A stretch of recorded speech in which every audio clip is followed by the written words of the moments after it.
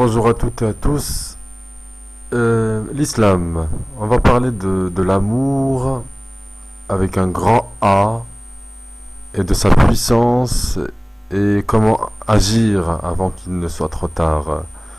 Donc, l'islam nous apprend que l'amour est une chose variable qui est soumise à des paramètres assez flous.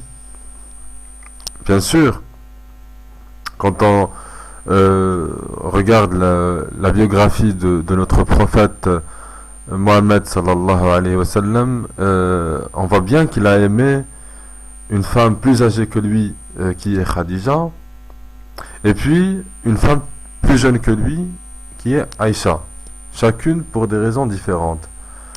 Donc tout ça nous explique que l'amour ne connaît pas de limite d'âge, ne connaît pas de tabou, de logique ou de raison.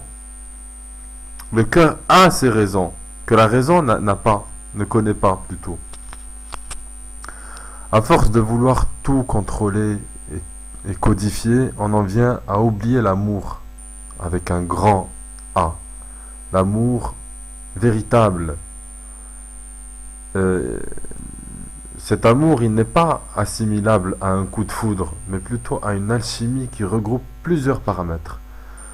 Plusieurs facteurs qui font que ça devient une certitude.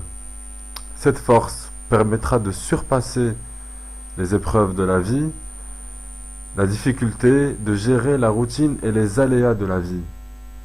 Vivre sans cette force, c'est comme se précipiter dans une tempête sans gouvernail, sans boussole, sans voile. C'est dangereux et même frustrant. Alors, existe-t-il une torture plus grave que de vivre sans ce sentiment?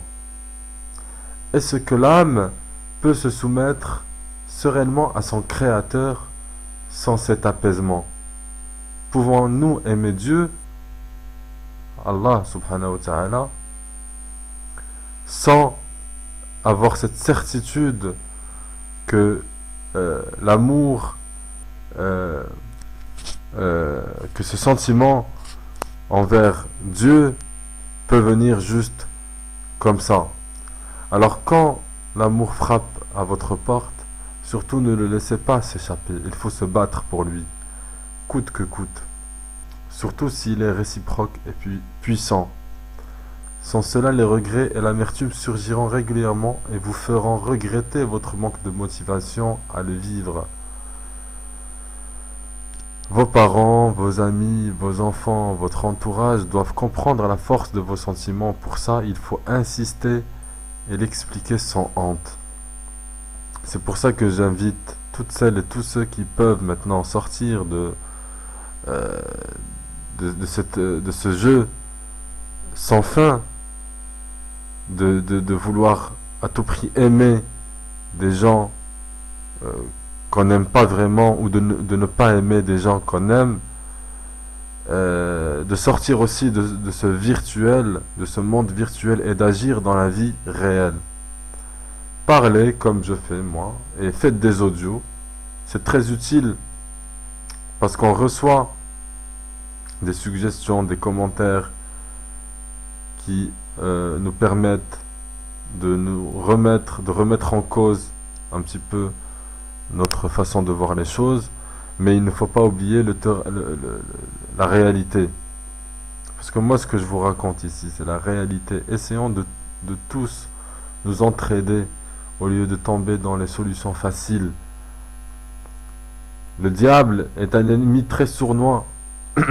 Notre seule protection est dans notre amour envers Allah subhanahu wa ta'ala, envers Dieu, et aussi notre pratique de l'islam, du vrai islam.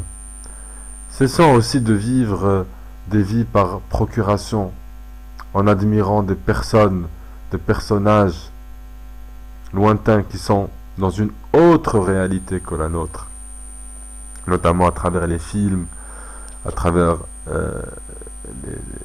la télé, etc. Voyons ce qu'on peut faire localement avec nos moyens et à notre niveau. Chers auditeurs, il ne faut pas non plus oublier que l'amour est rare de nos jours. car l'amour est beau, l'amour est puissant.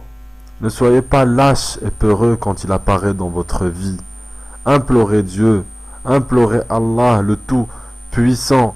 Patientez et combattez cet amour. Pour cet amour, parce que c'est le prix à payer pour pouvoir le vivre.